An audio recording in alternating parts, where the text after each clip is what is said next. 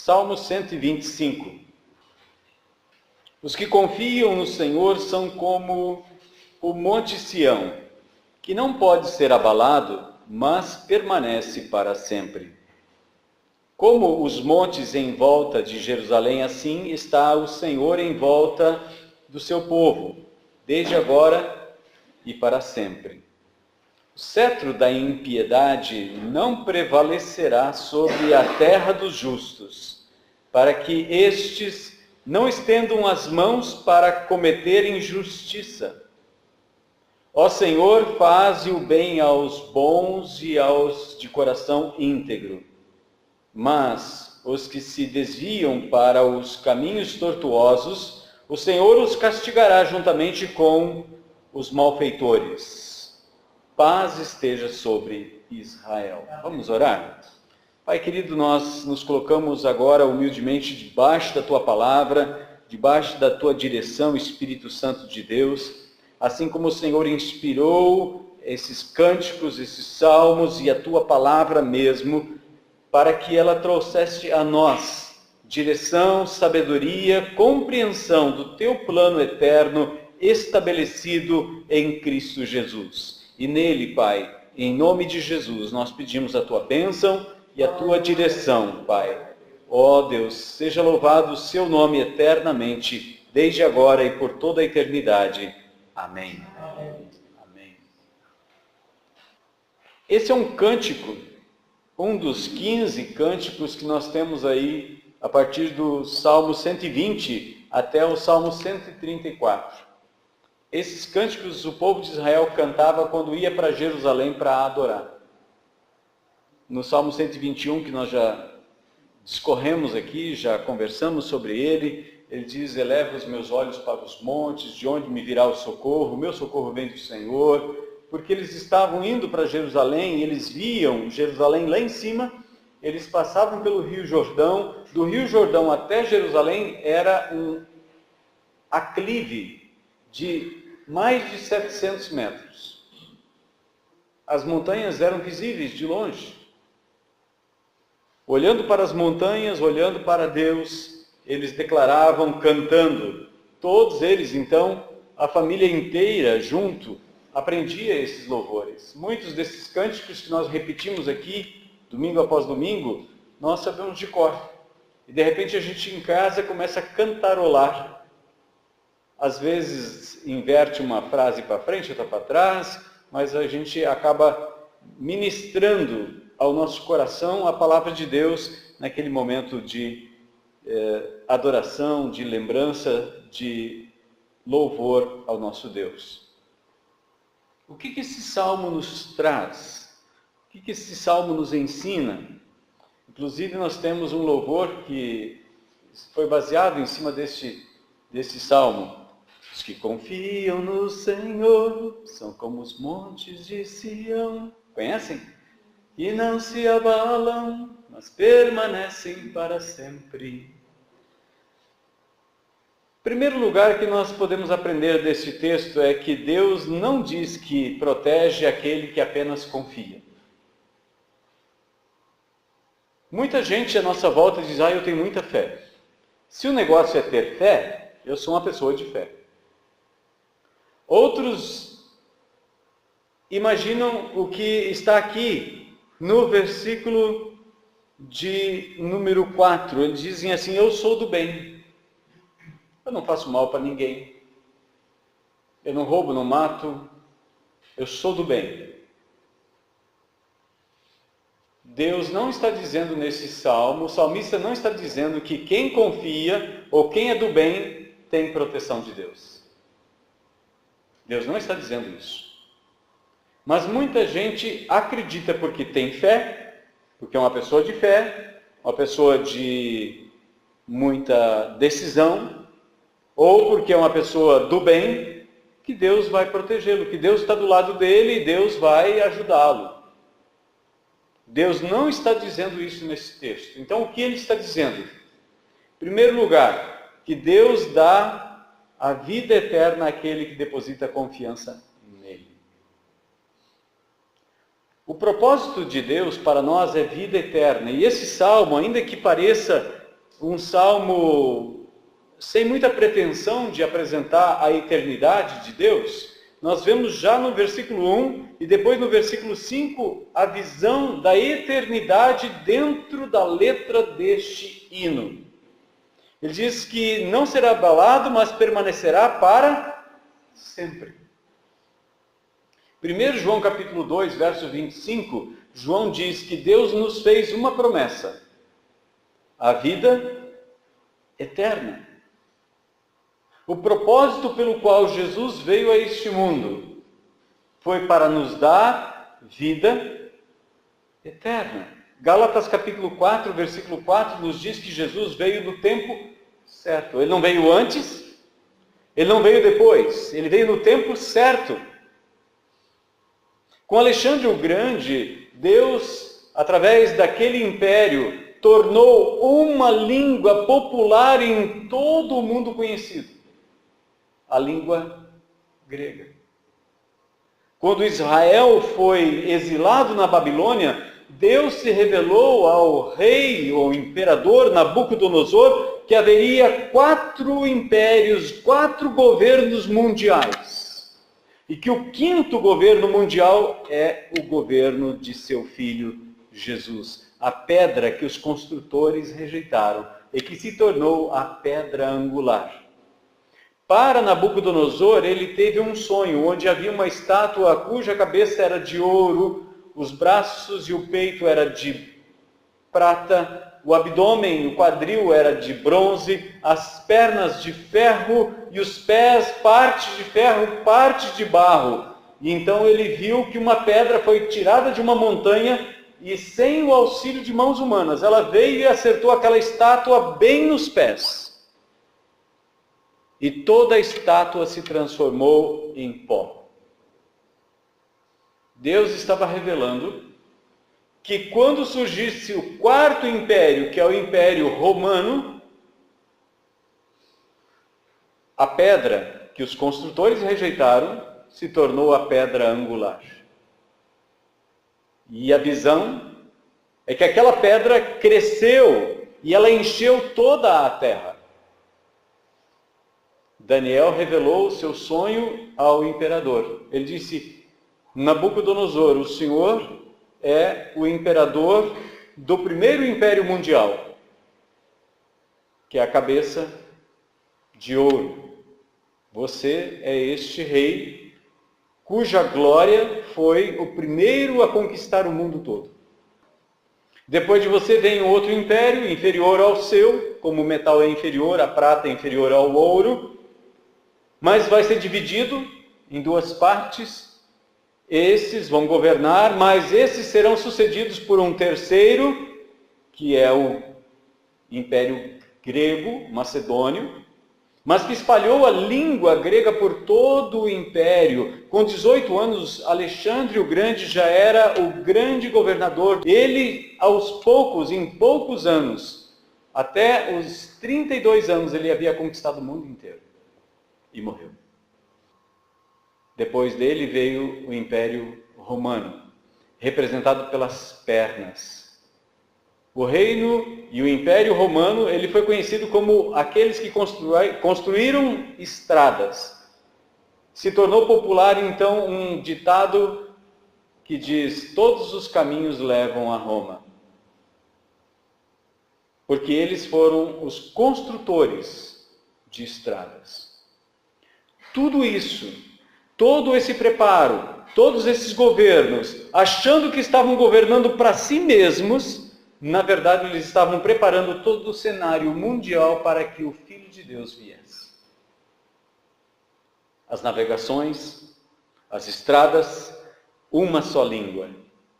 Então vem Paulo e que faz suas viagens missionárias e espalha o Evangelho do Senhor Jesus. Então aquele que é a rocha, aquele que é a pedra, ele encheu todo o mundo. Jesus e o seu reino permanecem para sempre. Não tem fim. Nabucodonosor reconheceu isso. No capítulo 4 ele diz que o seu reino é eterno. Ele tira do governo quem ele quer, ele coloca quem ele quiser. Mas o reino dele é eterno. Agora convido você para abrir a sua Bíblia em Tito capítulo 1. Olha o que Paulo escreve para o jovem pregador Tito, anunciando a ele o que ele deveria pregar. Já na introdução do seu livro, da sua carta para Tito, ele diz: Paulo, servo de Deus e apóstolo de Jesus Cristo, para conduzir os eleitos de Deus à fé e ao pleno conhecimento da verdade que leva à piedade, na esperança da vida eterna, a qual Deus, que não pode mentir, prometeu antes dos tempos eternos. Antes dos tempos eternos, antes do mundo ser criado, Deus já tinha um projeto, Deus já tinha um plano.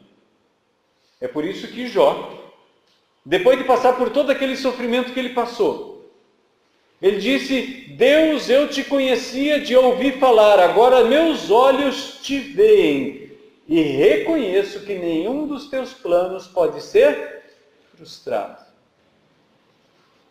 Deus está no controle, no domínio de todas as coisas.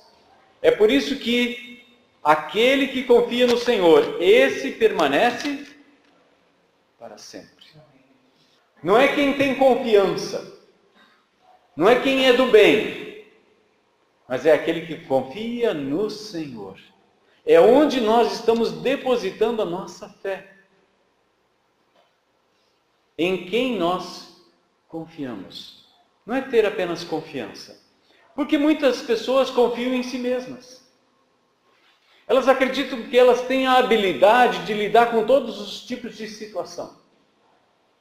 Outras acreditam no seu poder econômico. Elas acreditam que o dinheiro que elas têm vai ser suficiente para todas as situações. Outras confiam no governo. Outras confiam em pessoas, em seres humanos. Nossa confiança precisa estar no Senhor. Os que confiam no Senhor permanecem para sempre. Agora, o salmista, ele usa a imagem daquela montanha e transporta ela para Deus. Ele pega a mesma ideia como uma poesia e diz que Deus está em volta de Jerusalém, como as montanhas em volta de Jerusalém.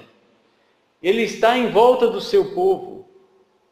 Deus está em volta do seu povo. O que é estar em volta? O que você coloca à sua volta? São cercas, são muros, proteção. Deus está nos protegendo. Por que Deus nos protegeria se não há perigo? Agora, essa proteção de Deus não é apenas contra o inimigo das nossas almas. Não é apenas contra os inimigos de nossa alma. A proteção de Deus é também contra governos que estão oprimindo, estão desvirtuando os princípios estabelecidos por Deus. Olha o versículo 3. O cetro da impiedade não prevalecerá sobre a terra dos justos. Assim como o Senhor está em volta do seu povo, as montanhas em volta de Jerusalém, e isso dá proteção, Deus está em volta do seu povo. Por quê? Porque existe perigo. Nós corremos riscos. Nós estamos em perigo o tempo todo. Paulo diz no texto de Romanos, no capítulo 8, que nós somos considerados como ovelhas para o matadouro. O dia inteiro nós corremos riscos de vida. O inimigo das nossas almas, se pudesse, ele já teria nos destruído há muito tempo. Mas por causa da proteção do Senhor, ele não tem como nos tocar. Qual é a proposta de Jesus para nós? Aqueles que confiam em mim jamais passarão por provações? É isso que Deus diz na sua palavra? Essa proposta de Jesus para nós? Não. Ele diz: no mundo vocês vão ter aflições, mas tenham bom ânimo, eu venci o mundo. Se a gente olha para a Bíblia e para a história do povo de Deus, até mesmo aquele período em que Nabucodonosor estava no governo, havia 4 jovens que foram levados para a Babilônia, um deles Daniel, outro Misael, Ananias e Azarias. Esses receberam o nome de Sadraque, Mesaque e Abednego. O rei fez um decreto e ele diz: quem não se ajoelhar diante dessa estátua vai ser jogado na fornalha. E aqueles 3 jovens chegaram diante do imperador e disse: ó rei, saiba que nós não nos curvaremos diante desta imagem. Se Deus quiser nos livrar, Ele nos livrará. Mas mesmo que Ele não nos livre, nós não vamos nos ajoelhar. O imperador ficou muito zangado, mandou esquentar 7 vezes mais aquela fornalha e jogou eles dentro da fornalha. Talvez aquelas pessoas que estejam à sua volta, quando veem você passando pela dificuldade, pelo problema, eles dizem: mas esse cara deve estar passando por um problema aí porque ele deve estar pecando. Não, Sadraque, Mesaque e Abednego, Misael, Azarias e Ananias, eles estavam fazendo a vontade de Deus. Deus não livrou eles da fornalha pela nossa simplicidade e limitação de pensamento. Nós muitas vezes imaginamos que Deus vai nos livrar dos problemas. Não é verdade. Deus nos livra no meio dos problemas para que o nome dele seja mais exaltado ainda. Deus não nos livra da fornalha, mas na fornalha, quando eles jogaram os 3 lá dentro, aqueles homens fortes que jogaram eles lá dentro, eles morreram. Mas de repente o imperador, ele olha para dentro da fogueira e tem 4 caminhando lá dentro. E ele diz: esse quarto tem um aspecto dos filhos dos deuses. E a Bíblia nos diz que as amarras que os prendiam, as mãos e os pés foram queimadas. Mas nem o pelo e nem o cabelo deles se queimaram. Experimenta chegar a mão perto do fogo para você ver o que acontece com o cabelo. E o aroma desagradável que vem de um cabelo queimado. Eles investigaram até mesmo as roupas deles, não havia cheiro de fumaça. Esse é o nosso Deus. Deus não livrou Daniel da cova dos leões, mas na cova dos leões, ele passou uma noite inteira e aqueles leões com fome. Deus não livrou Daniel da cova, mas na cova. Deus não livrou o seu único filho da cruz, mas na cruz. Ele não livrou ele do túmulo, mas no túmulo. Ele não ficou na cruz e não ficou no túmulo. Daniel não ficou na cova. Azarias, Ananias e Misaías não ficaram na fornalha. Esse é o nosso Deus. Aquele que confia nele vai passar por problemas, vai passar por adversidades. E não é somente a perseguição religiosa, por exemplo. Daniel foi perseguido por causa da sua honestidade, da sua integridade. Sadraque, Mesaque e Abednego foram jogados na fornalha porque não se ajoelharam. Daniel foi jogado na cova dos leões porque se ajoelhou. 3 vezes ao dia ele abria a janela que dava para Jerusalém e orava ao Senhor. A palavra de Deus nos mostra que não existe um padrão. O que vale para um não vale para o outro, mas o Deus nosso é o mesmo.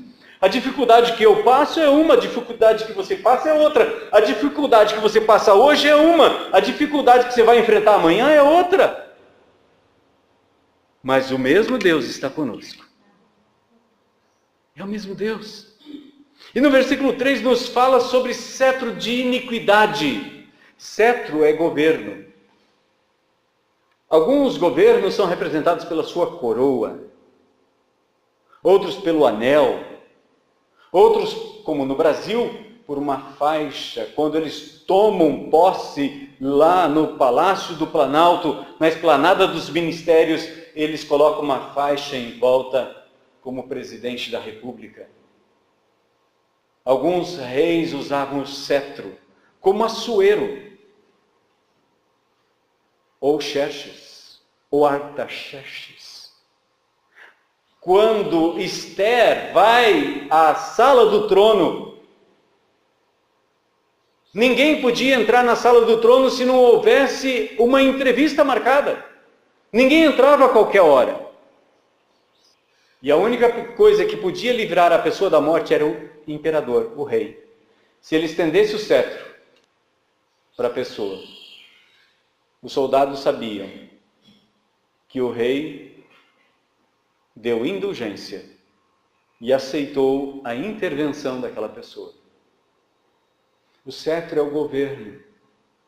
O que o texto está dizendo para mim, eu não sei se diz para você, mas esse texto está dizendo que eu corro o risco de agir impiamente por causa de um governo ímpio. O texto me diz: o cetro da impiedade não prevalecerá sobre a terra dos justos, para que estes não estendam as mãos para cometer injustiça. Porque quando cresce a injustiça, a impiedade, muitas vezes o justo comete erros. Ele é levado a cometer erros, a sonegar impostos, a fazer e dar cambalachos, e fazer cambalachos, e aceitar suborno, e às vezes até mesmo subornar. Corremos ou não este risco? Com certeza. Mas para aquele que confia no Senhor, Deus o livra. Nós podemos confiar e devemos confiar, porque Deus promete que está conosco. Assim como ele estava com Sadraque, Mesaque e Abednego, com Daniel, Beltesazar, lá na cova dos leões. Ele estava com Jesus na cruz, ele estava com Jesus no jardim, ele estava com Jesus lá no túmulo. Deus nunca o abandonou. Um pouquinho antes de Jesus dizer: no mundo tereis aflições, mas tende bom ânimo, eu venci. No versículo anterior, na frase anterior, ele diz: todos vocês vão me abandonar, mas eu não estou sozinho, meu Pai está comigo. Deus está conosco. Essa é a promessa de Deus para mim e para você. Deus não promete isenção de dificuldades e tribulações, mas que nos preserva se agirmos justamente. E nos preserva também de agirmos injustamente. Deus quer que nós sejamos luz e sal nessa terra. A promessa de Jesus àquele que nele confia é de vida e vitória em meio à luta. Quando Jesus estava naquela cruz, os sacerdotes, balançando a cabeça, zombaram de Jesus. E eles disseram publicamente, Mateus 27, versículo 43, confiou em Deus? Pois venha livrá-lo agora, se de fato lhe quer bem. Ele disse, sou filho de Deus. Que visão pequena daqueles sacerdotes. Eles conheciam esse salmo de cor. Eles conheciam a palavra de Deus de cor, mas não conheciam o Deus da palavra. No final desse salmo, nos fala do dia do juízo, onde aqueles que lançam mão da impiedade, aqueles que não confiam no Senhor, vão ser julgados. Haverá o dia em que todos comparecerão diante do trono glorioso de Deus. Cada um de nós vai comparecer diante de um tribunal. Cada um de nós. O que confia e o que não confia. Resta saber diante de qual tribunal que nós vamos comparecer. Se é o tribunal de Cristo, conforme Paulo fala, 2 Coríntios capítulo 5, versículo 10, e Romanos capítulo 12, verso 14, ou o tribunal de Deus, no juízo final. Em quem você confia? salmista, no Salmo 146, se não me engano, ele disse que nós não podemos confiar em cavalos, em carros, mas devemos confiar no Senhor. Se não me engano, no Salmo 20, de novo, ele repete a mesma ideia. Uns confiam em carros, outros em cavalos, mas nós confiamos no Senhor. Amém? Se você confia no Senhor, se você quer fortalecer essa confiança no Senhor, alimente isso no seu coração, dia a dia. Dia a dia. Problemas nós vamos passar, de uma ou de outra forma. Aquele que confia no Senhor é como um monte de Sião. Ele não diz que a tempestade, o temporal não derruba as árvores do monte, mas o monte fica de pé. Muitas vezes nós passamos por meio de lutas onde aquilo que nós consideramos valioso se perde, mas nós permanecemos. A nossa fidelidade ao Senhor permanece e nós não somos como a mulher de Jó, que enquanto estava tudo bem, enquanto os 10 filhos estavam dentro de casa, ela queria adorar a Deus. Mas quando perdeu os 10 filhos, perdeu todas as posses e viu seu marido doente, ela disse: por que você não fala mal do teu Deus? Por que você ainda está adorando esse Deus? E aí, como já um pastor disse, Jó diz uma das palavras que muitos homens gostariam de dizer para sua esposa: tu está falando que nem doida. Nós recebemos as coisas boas das mãos do Senhor, por que nós não vamos receber as coisas ruins? Em quem nós confiamos? Nas posses, na nossa própria capacidade, no nosso próprio poder de influência, ou confiamos em Deus, que está acima dos governos? É isso que Daniel disse. Reizão, você dominou o povo de Israel, mas foi por permissão de Deus. Você está no governo enquanto Deus quiser. Mas o nosso Deus está acima de você. O Deus a quem nós servimos, Ele é o Rei dos Reis, Ele é o Senhor dos Senhores. É nele que nós confiamos. Nós não confiamos em exércitos, nós não confiamos em tecnologia. Talvez alguns em nossa volta, nos países que nos cercam, aí confiam em tecnologia. Dá um bug, né? Entra um vírus lá, tudo vai para o espaço. Tudo vai para o espaço. Outros confiam em armas, em navios de guerra, no seu arsenal de batalha, na sua capacidade, no seu povo. Não, nós temos que confiar no Senhor. Amém? Amém. Não confie no dinheiro. O dinheiro é um senhor muito cruel. Ele escraviza o ser humano. E ele é um servo preguiçoso. Ele não faz o que você gostaria que ele fizesse. Não confie no dinheiro. Não confie no governo.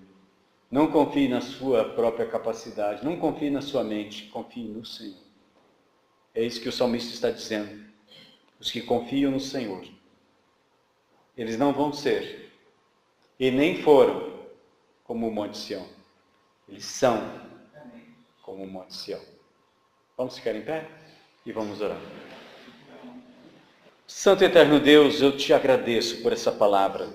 Te agradeço, Senhor, porque com tanta clareza, com tanta destreza, o Espírito Santo capacitou esses poetas, inspirando eles para nos transmitir mensagens de confiança em Jesus Cristo, mensagem de confiança no Senhor, no seu poder, na sua palavra, na sua promessa. E sabemos que o Senhor não pode mentir. Assim como Paulo disse para Tito, Deus não pode mentir.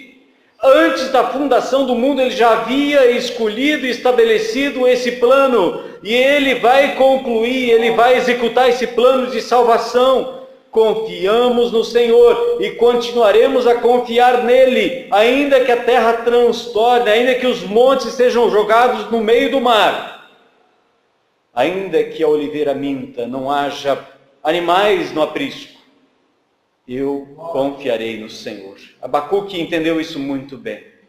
Senhor, que nós possamos entender isso do fundo de nossa alma, e em todo o tempo, em todos os momentos, em todas as lutas que nós passarmos, nós estarmos na presença do Senhor em confiança. E quando a luta vier, Tiago, irmão de Jesus, nos ensinou: tende por motivo de grande alegria o passardes por várias provações.